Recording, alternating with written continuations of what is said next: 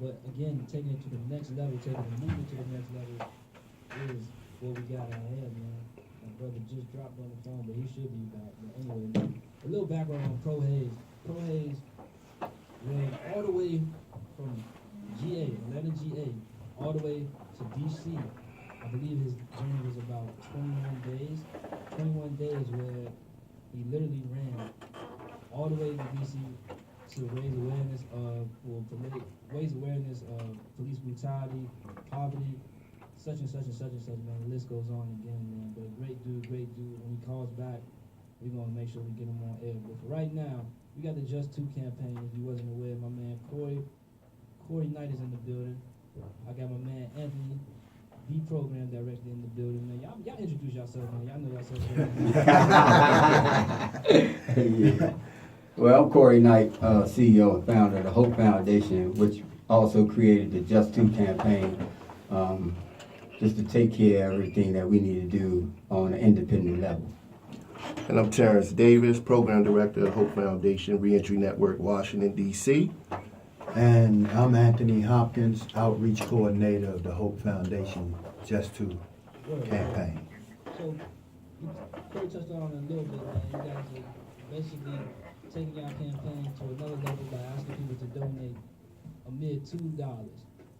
Why is that? Why? What did y'all come up with to say that, all right, $2, that's what we're going to do?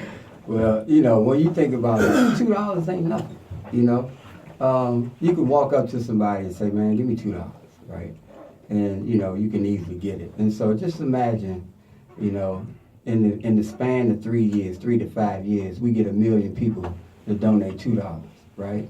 And then you talk about having a level where as though we can start to take care of our own people, our programs.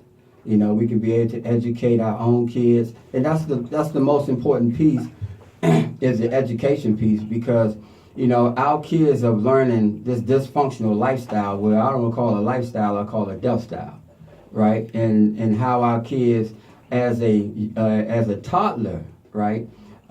Just to paint a little picture, I can remember a little guy that came up and right now he's doing time in jail, but as he came up, he used to walk to the corner store with his mother, and at that time, everybody knew his mother, knew him, and you would say, hey, what's up, little man, and give him $1 here and there, and and so he was happy to go to the corner store with his mother because he always had money.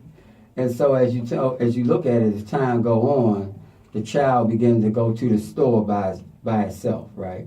And then at 7 years old to 10 years old, the child begins to stand on the corner with everybody else, because that's an attraction that what the kid's been seeing for so many years, right? And so before you know it, the kid is introduced to drugs and alcohol. Before you know it, the kid is dropping out of school. Before you know it, the kid is committing crimes to support his habit. And then before you know it, the kid is incarcerated. So what do we do to save our kids and to, and to reintroduce them to something totally different? That's crazy that you say that, because like I said, we got the movement going down right now, and it's justice or else. The crazy thing is we're not getting any type of justice in the courtroom, you know what I'm saying? And you guys come from that, you know what I'm saying? You guys understand the way of living and the way that affects society. Like, what do you guys think is a step in the next direction? Not taking in place the system in itself, taking in place the people in those circumstances. Well, Amir, one of the sad things is that 85% of the youth that are incarcerated now are incarcerated for robbery, strong arm robbery, not the violent crimes that you would think of, and they're getting disproportionate amounts of time, 12, 13, 15 years. So then we have an entire generation of young black and broken people that are becoming adults in the federal penitentiary system and then return back to our community.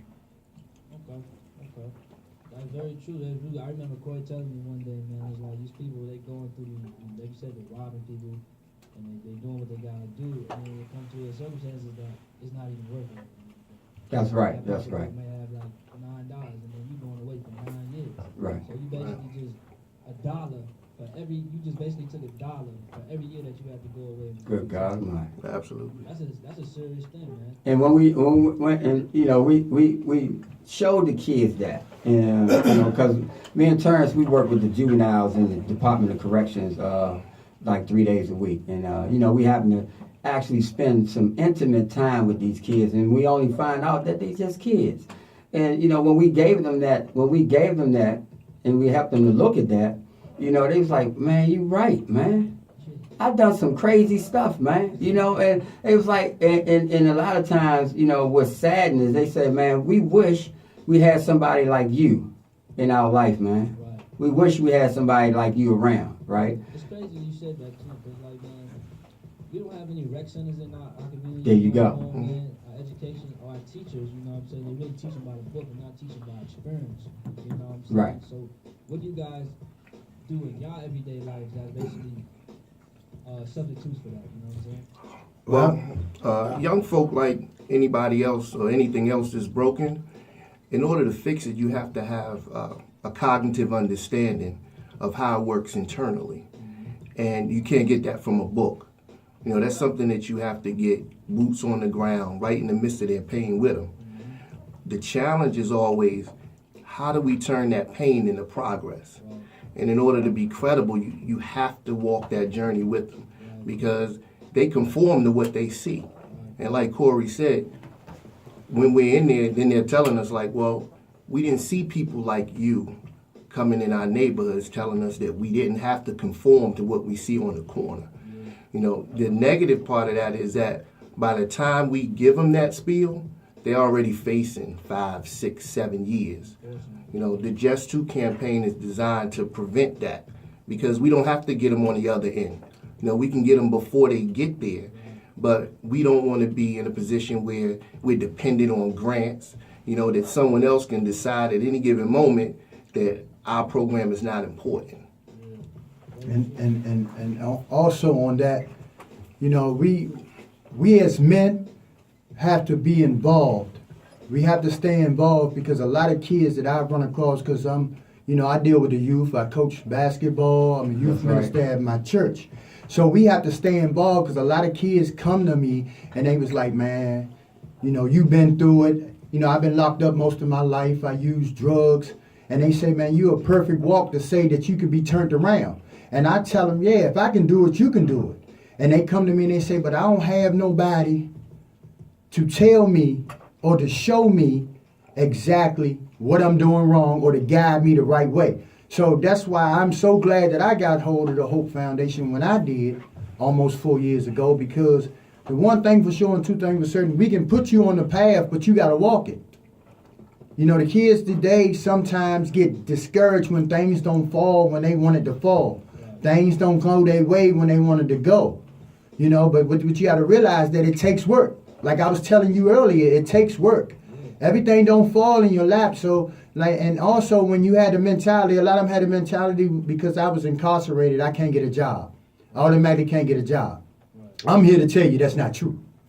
That's but right. you have to prepare yourself for that job. You can't walk in and say you want to do this job without getting educated for that job. Right. So you got to put the work in. Speaking of that, and you said that we don't get a hold of these people until 5, 10 years later.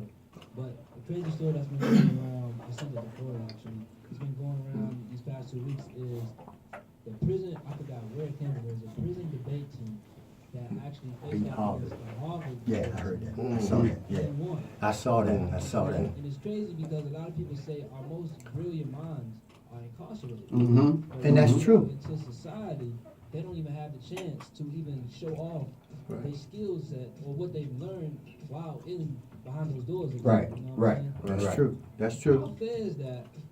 That would be number one. How fair is that?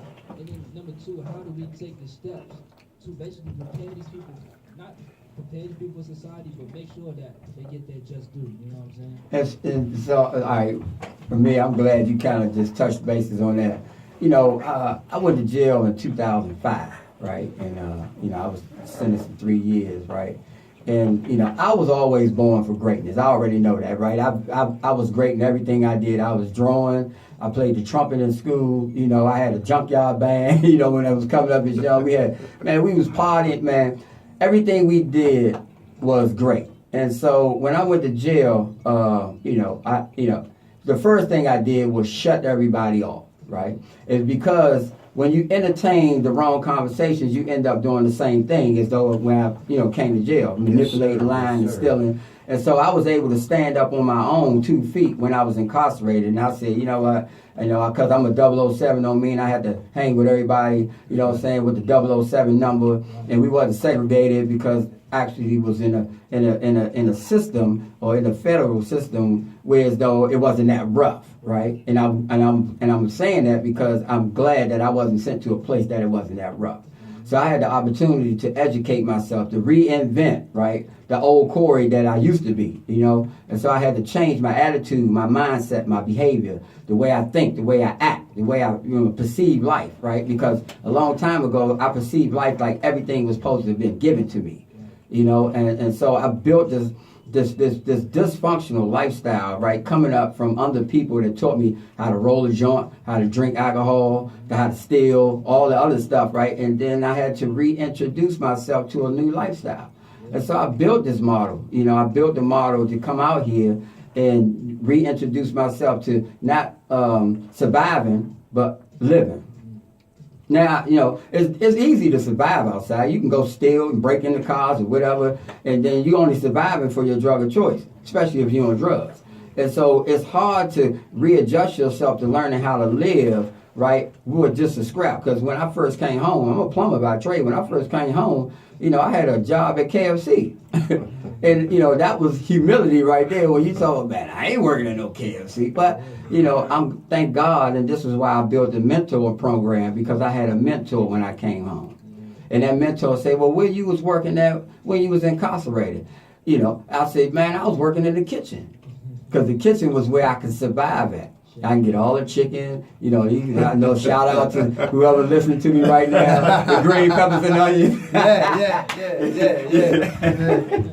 Right, and all the food that I could get and take back to my cell and sell sandwiches and all that. So he said, well, how much you was getting in the kitchen? I said, well, being as though I was a cook, I was getting like $150 a month, and so he said, well, shoot, if you come out here and take your experience and put it on the same resume that you're going to apply for a job, about 9 times out of 10, you get that job. And I took that advice, and the lady, she, raised her eyebrows. She said, Ferguson, FCI, Ferguson. She looked at me, and I said, yeah. She said, but you were working for 2.5 years in the kitchen, yeah. And I fed 1,200 to 1,500 men every day. Yeah. So I built a skill set. You know what I'm saying? And I was up early in the morning to go, and I was the last one to leave the kitchen. I built a skill set. And before you know it, I was working at KFC. You know what I'm saying? Can I take your order? Right. I think also we got to change our way of thinking. When you change your life around, I had a saying, and I be telling Corey this because he's my mentor. I have no problem with saying that. I call him and get on his nerve, but he always got an ear for me. But the one thing I realized that it's like being reborn. That's right. It's like being reborn because you have to learn how to talk again. You have to learn how to walk again.